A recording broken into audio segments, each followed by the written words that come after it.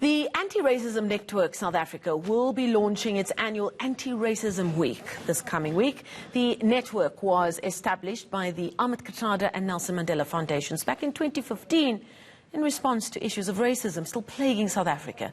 This year's launch will take place in Sharpeville, where hundreds of protesters were killed in 1960. They were demonstrating at the time against the country's past laws. For more, we're joined in the studio by Busisiwe Nkosi, who's from the Ahmed Kathrada Foundation. Busisiwe, thank you so much for joining us this week. An Anti-Racism Week 2020. Many South Africans will say a week is not enough. We need a 365 days campaign.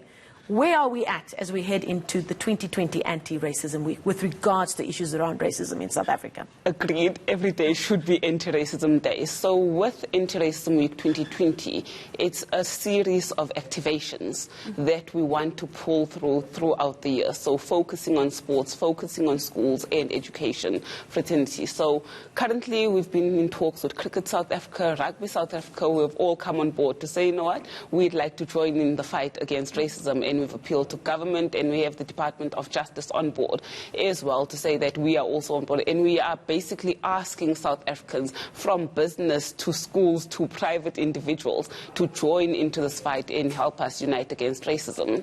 Now, from a generational point of view, it is probably important to target especially children in our schools, in youth projects and the like, because people aren't born racist. Yes. They are taught racist views, they see it in the actions of the adults around them.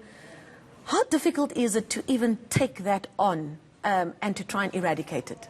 Quite difficult, I must say. I think it's easier, as you've said, working with young people in changing those mindsets than it is to change that older generation that was part of the apartheid era. So we're trying to balance it out where we have intergenerational conversations and discussions so that we change young people's mindsets so that when they go home, they are the voice of reason. They are your anti-racism ambassadors.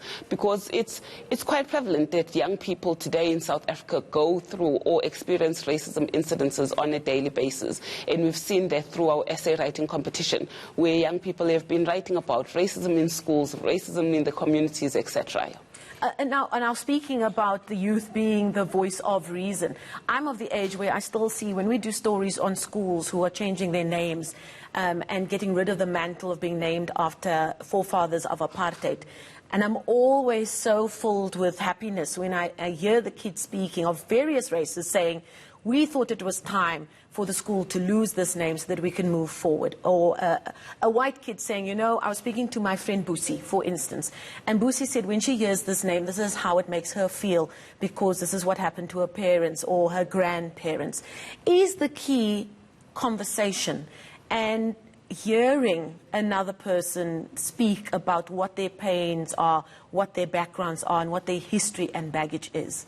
Yes, I think the most important thing is creating those safe spaces for all race groups to talk about their experiences, because I think young people today don't truly understand the extent of apartheid and why the older generation is still having these wounds that must be healed. So having these older people conversing with young people, getting them to understand, but also young people themselves have been affected by apartheid. They are carrying the baggage of apartheid. So if we understand each other, I think that's when we can work towards social cohesion in a non-racial South Africa. Well, it's a big conversation that needs to be had because just over the last 48 hours, if you've watched social media and the discussion points around F.W. de Klerk and people still denying that apartheid was a crime against humanity, gosh, there are some important conversations that we need to have because there are even people out there that don't believe that apartheid even happened. Yes. Now talking about social media, Busi, now many would say, oh, you know, it's Twitter and social media that makes it seem as if South Africa has a far bigger issue with race than we have. Videos of fights go viral, of people calling each other derogatory terms. But I'm of the opinion that it's a reflection of society. Yes, we've got a small amount of people on social media, but that doesn't mean that their lived experiences reflected on social media are not true. Yes, I think when you look at all these issues that we face, they've always been there. But because social media was not the big thing, people didn't see it. Now it's in your face. But also racists are comfortable to be typing behind the screen because, like, no one's seeing me, hey? So they're brave, yes. So I think social media is a tool to fight racism, because you see how people come together against racists on social media as well. And the teachings happen on social media. Now, very quickly, as we wrap up Anti-Racism Week, you're launching it tomorrow.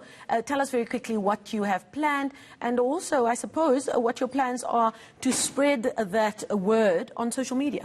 So tomorrow's our media launch, I would say, and there we will be joined by the survivors and families from the Sharpeville massacre.